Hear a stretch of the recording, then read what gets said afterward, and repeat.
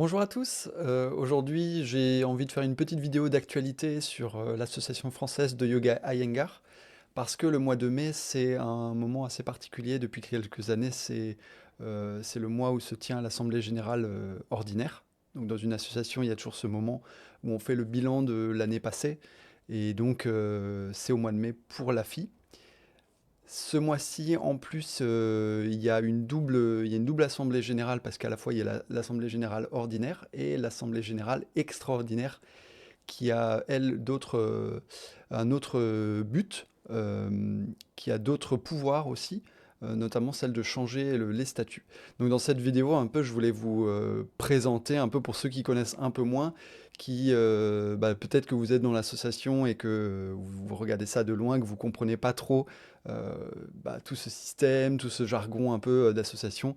Donc on va un peu passer en revue un peu le système de ces assemblées générales et aussi les modifications qui sont apportées. Donc j'avais envie de un peu en quelque sorte vulgariser tout ce jargon, tout ce processus pour qu'il soit plus accessible parce qu'au final c'est le but là par exemple du changement des statuts, c'est de moderniser un peu le texte des statuts et du règlement intérieur et aussi de pérenniser un peu le système du yoga Iyengar en France et de garantir en fait sa transmission.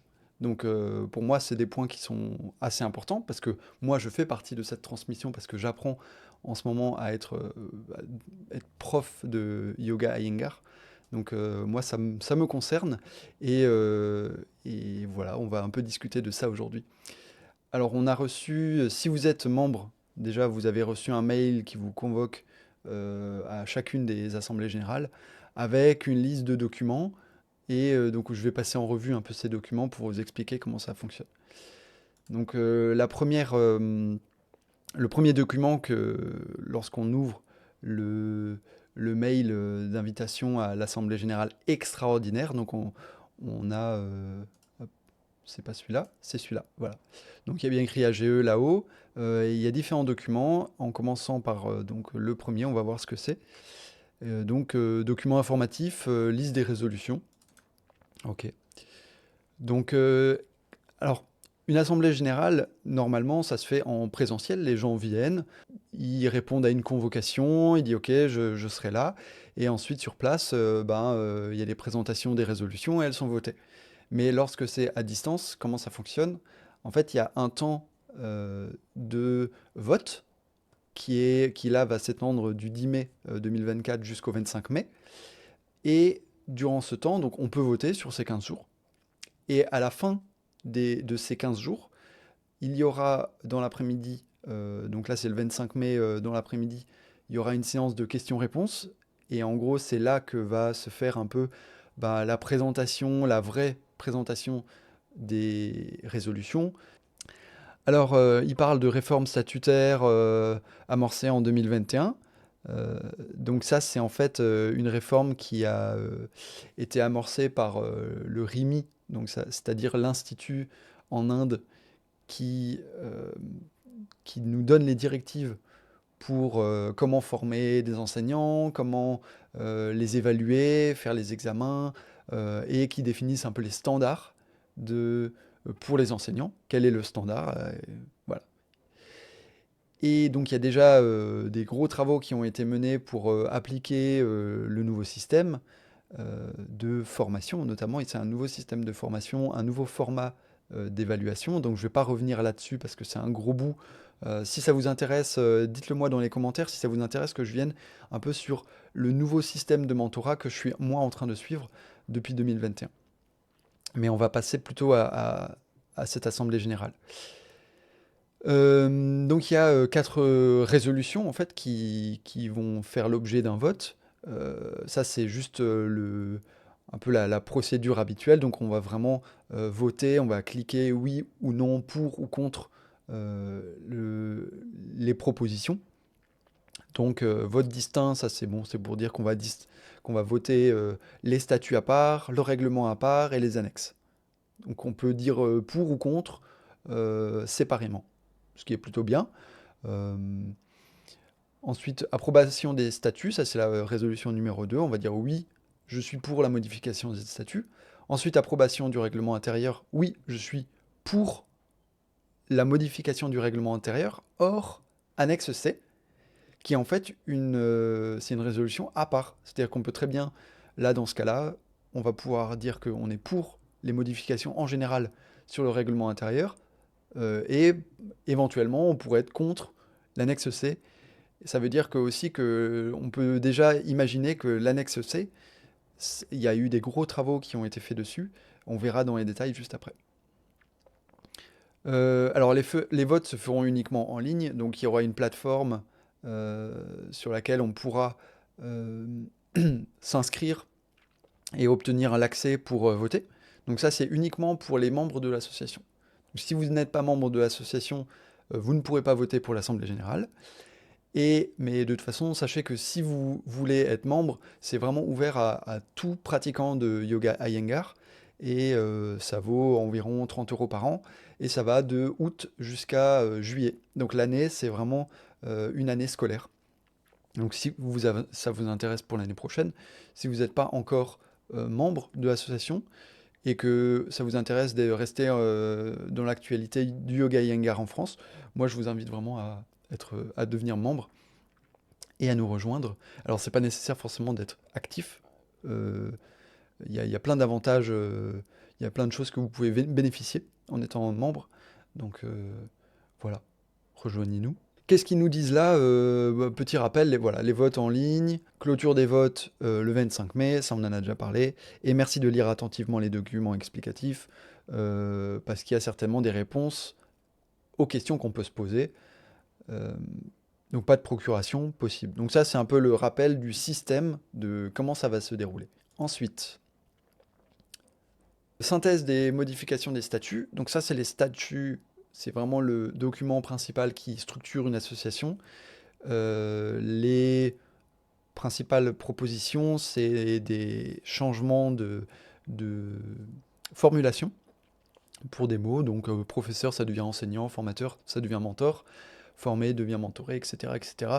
C'est surtout pour coller à la traduction des directives qui nous viennent du RIMI, de l'Inde, et aussi pour coller au nouveau système de mentorat, qui est plus un accompagnement individualisé, plutôt qu'une formation où on forme un, un groupe de 12, comme une classe en fait. Euh, donc voilà, pas grand-chose à dire là-dessus. Dans les modifications là des statuts, en plus, il y a un changement sur les modalités de représentation des membres au sein du CA, donc le conseil d'administration. C'est là encore, je pense que c'est une histoire de vraiment pour respecter certains quotas.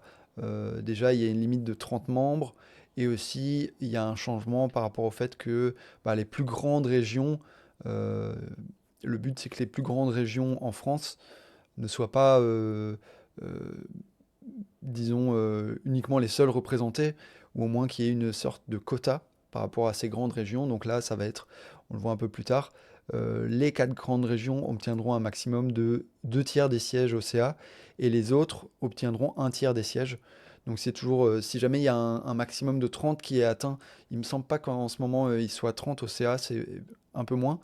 Euh, mais si jamais ça dépasse les 30, il y a toujours une place. Donc là, ça serait 10 places pour des plus petites régions, c'est-à-dire là où il y a moins d'élus, euh, pour donner un peu voilà, un peu, c'est toujours donner la place à ces petites régions qui sont très peu représentées. D'ailleurs, en termes d'élus, je crois que par exemple dans le Grand Est, il y a j'ai pas l'impression qu'il y ait d'élus dans le Grand Est. Euh, Peut-être un, mais sinon je sais pas, peut-être je sais pas qui c'est.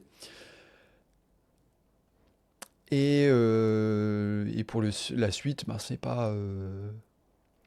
Voilà, il n'y a pas trop de. C'est plus de la technique, c'est pas très très important, sauf si vous souhaitez être élu, si ça vous intéresse de rejoindre le conseil d'administration. Bon, il y a un changement sur le mandat, voilà, ok, très bien. Changement sur les mandats du comité éthique et du comité technique d'enseignement. Ok, ça c'est les deux autres comités principaux, histoire de faire une homogénéisation des mandats. Tout passe à 5 ans. Ok. Il y a des modifications sur le fonctionnement des assemblées générales. C'est en fait pour coller au fonctionnement actuel, en réalité, parce que des fois, le fonctionnement de l'association, des associations évolue avec le temps, avec les circonstances, et les textes ne sont plus forcément en adéquation avec le fonctionnement réel. Donc là, c'est principalement une modification, si j'ai bien compris, des statuts pour représenter la réalité de ce qui se fait actuellement. Notamment le fait que les AG soient dématérialisés. Ensuite, il y a des modifications sur le règlement intérieur. Et là, c'est des petites choses par rapport au remboursement de frais. Voilà. Annexe A, il n'y a pas ensuite de modifications. Annexe B, il y a quelques modifications, notamment sur les instances et les comités. Donc, j'ai déjà parlé du conseil d'administration qui est une instance. Et ensuite, il y a les comités d'éthique et le comité de technique d'enseignement qui ont deux rôles très distincts et qui ont besoin de discuter entre eux et aussi avec le CA. Donc cette annexe B, ça, si j'ai bien compris ce que ça veut dire, ça permet de fluidifier les échanges entre les différents comités, donc c'est plutôt une bonne chose. Ensuite, annexe C. Ah, donc j'ai dit avant, annexe C, c'est vraiment la plus importante, j'ai l'impression, des modifications. Et là, on voit effectivement dans l'annexe C, il y a énormément de propositions de modifications. Alors là, c'est un résumé des modifications. Et ensuite, on aura dans un document distinct le règlement intérieur et les statuts modifiés, c'est-à-dire leur version finale. Euh, donc là, c'est plutôt un résumé, une présentation des modifications. Alors il y a notamment, je vais m'attarder sur les choses qui sont en gras. Euh, Là, par exemple, on voit la distinction entre un mentor qui est junior et un mentor qui est confirmé. C'est-à-dire, mentor junior, ils entendent ça comme quelqu'un qui n'a pas encore présenté de candidat à l'évaluation. C'est en quelque sorte la première fois qu'il va mentorer un candidat, un aspirant, ou comment on appelle ça, un apprenti maintenant. Et donc, il peut avoir deux personnes en mentorat et un mentor confirmé, c'est quelqu'un qui a déjà présenté des apprentis à l'examen et les apprentis ont réussi l'examen. Parce que c'est pas tout de présenter quelqu'un, mais si voilà, t'as pas tout à fait bien préparé ton apprenti et que l'apprenti ne passe pas l'examen, bah, on peut pas considérer que tu es un mentor confirmé. Donc c'est tout à fait compréhensible euh, les critères. Et là, on voit un mentor confirmé peut avoir jusqu'à 6 apprentis mentorés. Ici, le chiffre a été un peu augmenté par rapport à ce qu'il y avait avant, qui était 4. Et ça veut dire qu'ils ont augmenté le chiffre parce que ça permet d'absorber un peu plus de personnes intéressées pour suivre le mentorat. Parce que avec le chiffre qui était avant de 2 et 4, respectivement pour les juniors et confirmés, bah, ça faisait qu'il y a des personnes qui restaient un peu sur le carreau dans certaines régions, dans certaines villes, où il y avait beaucoup de demandes, comme c'est le cas à Strasbourg. Euh, et on peut imaginer que voilà, c'est une manière d'absorber un peu plus de personnes qui étaient là, qui attendaient depuis pas mal d'années pour rentrer dans ce système-là du mentorat. Et on va espérer que ça fonctionnera, quoi, d'augmenter un peu ce chiffre-là et qu'il conviendra à un maximum. Devenir mentoré, donc il y a une charte éthique pour les mentors et les mentorés. Il y a une charte aussi pour toutes les personnes qui font partie de l'examen, donc toutes les personnes qui vont participer à l'examen. Ensuite, il y a des critères, il y a des définitions de critères pour devenir juré. Donc, c'est les personnes qui vont examiner les examens. Bon, modérateur, ça c'est pas très important à développer dans cette vidéo. Déroulement des journées d'évaluation, donc il y a un raccourcissement léger de l'évaluation possible. Donc il peut se dérouler sur 1,5 jours, un jour et demi, ou 2 jours. Il y a des précisions sur les résultats d'évaluation, comme quoi ils sont donnés directement euh, le jour de l'évaluation. Donc le jour de l'examen, on sait si on l'a passé ou pas, avec éventuellement des remarques constructives. Je crois que c'est dans tous les cas, il y a des remarques constructives qui sont proposées euh, aux candidats. Ensuite, point suivant, maintien des standards. Donc là, c'est une précision sur le fait que si un mentor n'arrive pas fait passer ses candidats, fait passer ses apprentis et qu'il n'arrive pas à réussir l'examen de niveau 1, ben, qu'au bout d'un moment, il y a quand même genre un accompagnement de ce mentor qui pour être sûr que lui a bien fixé ses standards au niveau attendu par l'examen. Et donc ça, c'est vraiment quelque chose qui est très important dans le yoga Iyengar. Euh, pour moi, c'est ce qui fait des enseignements qui sont attentifs, qui sont observateurs, qui sont rigoureux et qui se remettent beaucoup en question dans leur enseignement. C'est grâce à ça, c'est grâce à ce type de, de cadre que c'est maintenu, que ce standard est maintenu. Ensuite, il y a une petite modification procédure disciplinaire. Euh, c'est juste quelques précisions. Alors là, c'est le côté un peu moins sympathique, je dirais, du règlement intérieur. C'est surtout par exemple, lorsque la marque Yoga Iyengar est utilisée sans autorisation par un enseignant qui n'est pas certifié. Euh, et, euh, et par exemple, là, c'est quoi le premier point? Possibilité d'ouvrir une procédure disciplinaire contre un adhérent, mais aussi un ex-adhérent lorsque les faits commis enfreignent de façon grave la loi ou les règles éthiques de l'association. Donc, typiquement, voilà, c'est quelqu'un qui, je ne sais pas dans quel cas, mais euh, voilà, c'est si quelqu'un enfreint la loi ou les règles de l'association dans le cadre du yoga Iyengar, il peut y avoir procédure disciplinaire. Donc, et ça, c'est. Et ensuite, annexe F, pas de modification, directive éthique à destination des enseignants, aucun changement. Ok, très bien. Bah, ça n'a pas changé.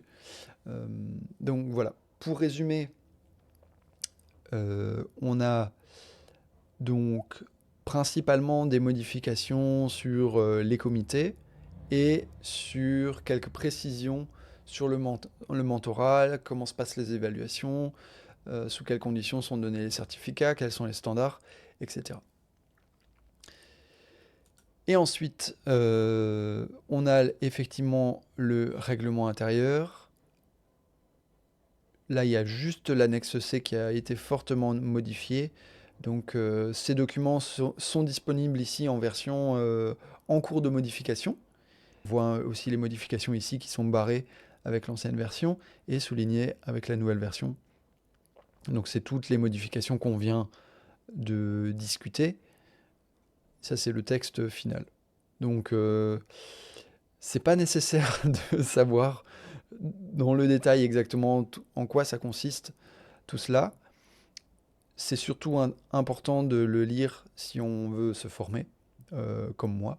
Moi, ça m'intéresse. Et si on veut devenir mentor, évidemment. Mais voilà, ça c'est les textes. Donc on voit que déjà le comité, je crois que c'est principalement le comité technique qui a vraiment fait du gros boulot pour proposer toutes ces modifications, vérifier la nomenclature, vérifier le, l'exactitude des informations, la cohérence entre l'ancien et le nouveau. Donc c'est vraiment un gros boulot. Et il faut rappeler que tout cela, c'est du travail qui est bénévole. Donc c'est sur le temps libre des gens. Et personne n'est payé dans les comités. Donc tout cela se fait vraiment de façon euh, bénévole. C'est la bonne, euh, c'est au bon vouloir des gens, de l'énergie disponible, et ce pour tous les comités. Donc même les examens, les évaluations, euh, le mentorat aussi, il y a une partie qui est vraiment euh, qui est bénévole en fait par les mentors. Donc tout ce système fonctionne parce qu'il y a des gens qui ont envie et qui ont envie de faire ce travail-là, au-delà même au-delà même de... Voilà, il y a pas de... La récompense, c'est pas une récompense pécuniaire, financière. C'est le fait de transmettre. Là, j'en reviens encore à ce principe de transmission, de s'assurer la pérennité du système et qu'on conserve le standard. Enfin, je dis on, que il conserve le standard. Enfin, je me considère aussi un peu dedans, même si pour l'instant, je suis pas exactement certifié enseignant. Bah voilà. Ensuite, qu'est-ce qu'il y a bon, ça, c'est l'annexe C. Le règlement intérieur hors annexe C, donc les petites modifications qu'il y avait tout autour. Et ensuite, euh, les statuts, un peu comme n'importe quelle association a ses statuts. Donc là, on voit bien que c'est la structure habituelle de statut d'association avec qui sont ses membres, les buts et les objectifs, le bureau, les comités, etc. Donc pour comprendre un peu comment fonctionne l'asso, ben, il y a ce texte-là. Euh, Peut-être que je ferai une autre vidéo de ce type-là avec, pour vous expliquer un peu comment se structure l'association française. En tout cas, dites-moi dans les commentaires si c'était assez clair. Si vous avez envie d'autres vidéos explicatives un peu sur l'association, la structure, le monde du yoga Iyengar en France, parce que moi, ça me parle et moi, ça m'intéresse. Donc, si ça vous intéresse que je vous le partage, ça sera avec plaisir. Donc, on a fait l'Assemblée générale extraordinaire. Ça, c'était les documents de l'Assemblée générale extraordinaire. Et en parallèle, donc pour moi, c'est sur les mêmes dates, il y aura l'Assemblée générale ordinaire. Donc, on pourra de la même façon voter pour les différentes résolutions. Donc là, généralement, c'est approbation du bilan de l'année passée. Euh, Approbation des comptes et deux, trois choses comme les élections au conseil d'administration. Là, par exemple, on peut voir ici dans ce document qu'il y a 12 sièges à pourvoir. Des élections pour le comité d'éthique. Là, il y a 6 sièges. Et renouvellement des membres du comité technique d'enseignement. Donc, c'est pas une élection parce que pour être membre du CTE, il faut euh, avoir une certaine expérience, déjà être enseignant niveau 2, il me semble, de tête, ou enseignant en tout cas depuis un bon moment et prendre part dans la formation des enseignants. Euh, et ensuite, voilà, ordre du jour, très bien, avec un petit rappel. Donc les votes seront clôturés le 25 mai. Et donc ça va commencer à partir du 10 mai avec de nouveau, il me semble, un petit euh, une petite vidéo, une petite visio. On voit ici bien dans le rappel que ça va démarrer le 10 mai pour les votes jusqu'au 25 mai.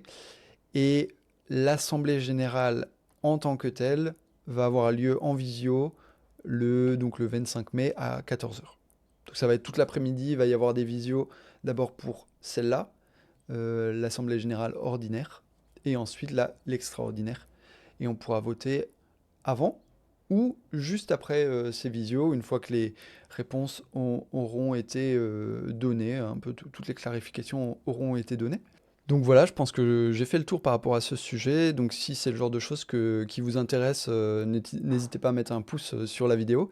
Et aussi ben, mettre vos commentaires si ça a été clair ou si vous voulez plus d'infos sur justement l'association française. Je vous tiendrai au courant de bah, comment ça s'est passé tout ça. Et peut-être, voilà, à plus tard. Salut!